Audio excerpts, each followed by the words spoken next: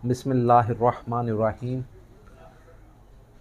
अलमुस्लिमु मन सलिमा मुस्लिमूना मिन लिसानिही व यदिही। अल्लाह के प्यारे सोने सच्चे रसूल सल्लल्लाहु अलैहि वसल्लम फरमाते हैं कि मुस्लिम वो है जिसके हाथ और ज़ुबान से दूसरा मुस्लिम महफूज रहे।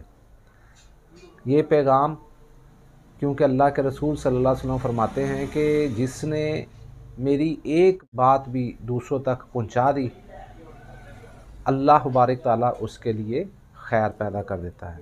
आज का हमारा नुस्खा पित्ते की पथरी, मैदे की और अंतड़ियों की सोजश के लिए।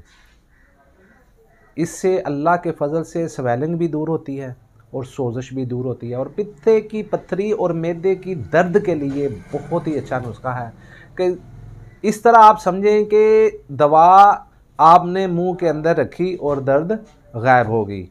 नुस्खे की तरफ जाने से पहले हमारे चैनल को लाइक और सब्सक्राइब ज़रूर कीजिए ताकि हमारी हर आने वाली वीडियो आपके दरवाज़े पर दस्तक दे और ख़ुद भी फ़ायदा उठाएं और अपने दोस्तों के साथ भी शेयर करें ताकि ज़्यादा से ज़्यादा लोग इस कार खैर का हिस्सा बनें। नुस्खे के अज्जा सुन लें कि ये हमारे पास दारचीनी है, मस्तगी रूमी, ये आपने बराबर वज़न ले लेनी है, ठीक है।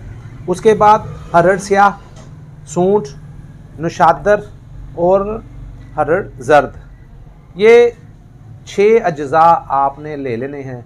इनको आप बारीक पाउडर कर लें। पाउडर करके 1 ग्राम सुबह दोपहर शाम आप नीम गर्म पानी के साथ आप लेना शुरू करें। अल्लाह ताला के फजल से जो मज़कूरा चीज़ें मैंने आपको बताई हैं कि मैदे की दर्द हो, अंतड़ियों की दर्द हो, मैदे के ऊपर स्वेलिंग हो, अंतड़ियों के स्वेलिंग हो, मैदे का अल्सर हो, पित्ते में पथरी हो, अल्लाह के फ़ज़ल से इन सारी बीमारियों से अल्लाह बारिक ताला शफा दे देता है। बहुत ही अच्छा नुस्खा है, बनाएं।